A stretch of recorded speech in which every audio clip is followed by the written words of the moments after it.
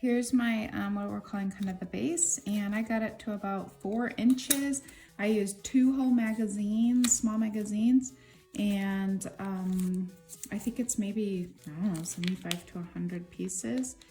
And I pulled it as tight as I can, and so what I wanna do now, after I'm totally done, is put a nice piece of tape on that last one to seal it up. Okay, and then we're ready to make it. So this is what equates kind of to the pinch process when we work with clay.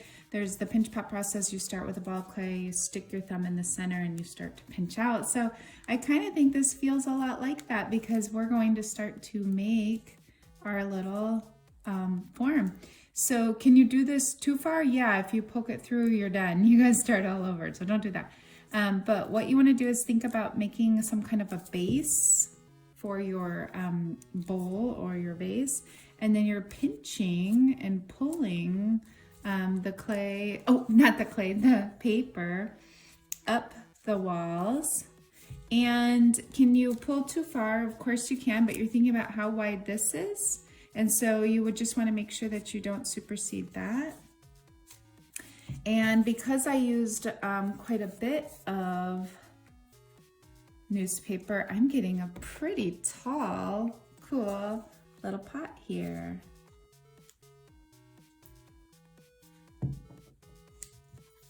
And you would just keep working it until you get it the way you want.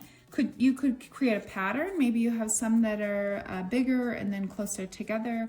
You could try to create some kind of pattern with it. You could also think about if function is going to be important to you. If I want to use this for a pencil holder, I want to make sure I actually check that things fit in it the way that I want before I would say I'm done. The cool thing about this process is, look at that, you can bring it back to normal and then you can do it again. And so you can keep messing with it until you get it the way that you want.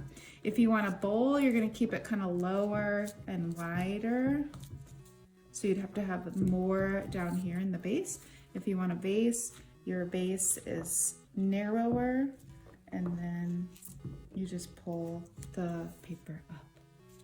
Okay, have fun shaping your pot, and then I'll show you how to glue it once you find a shape you like.